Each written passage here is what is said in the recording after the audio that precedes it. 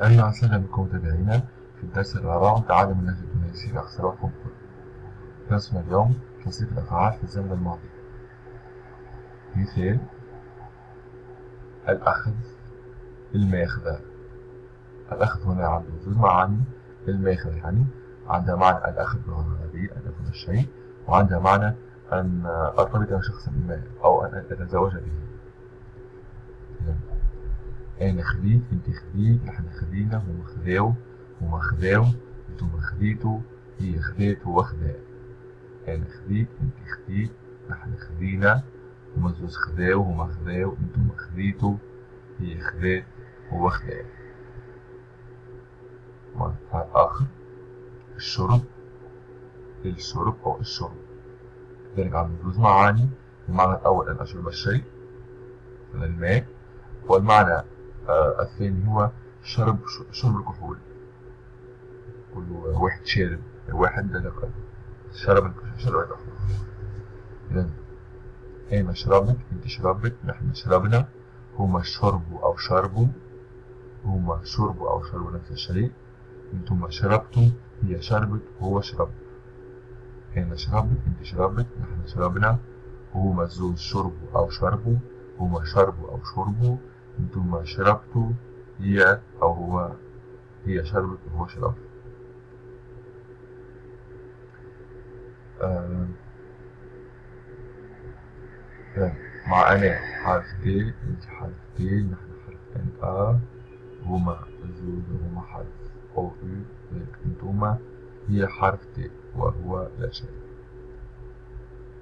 بعض مؤشرات تصريف الفعل في الزمن الماضي: أمس بالأمس، البارح كذلك بالأمس أو ليلة البارح، أول أمس قبل يومين، الجمعة اللي فاتت الأسبوع الفارط، عام ناول السنة الفارطة، الجمعة اللي فاتت، العفو على العام اللي فات السنة الفارطة، قبيلي شوية قبل قليل، اللي هو الصباح، البارح في الليل، بالأمس ليلة.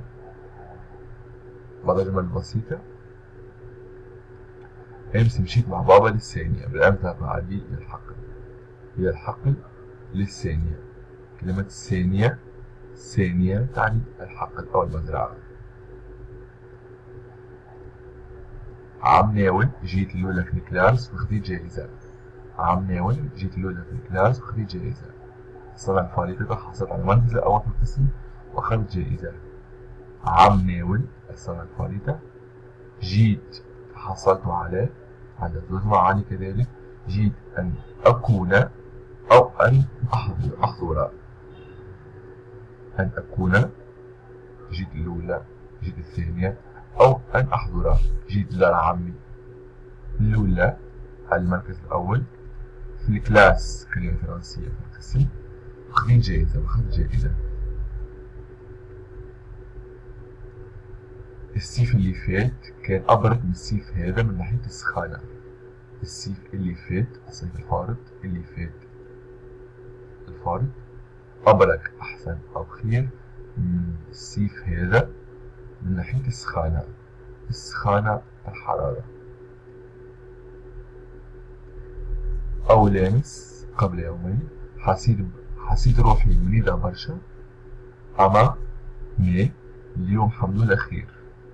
أول أمس حسيت روحي مريضة برشا، أما أو مي اليوم الحمد لله خير.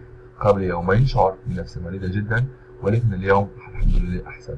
قبل يومين أول أمس، لكن أما أو مي كلمة فرنسية وكلمة.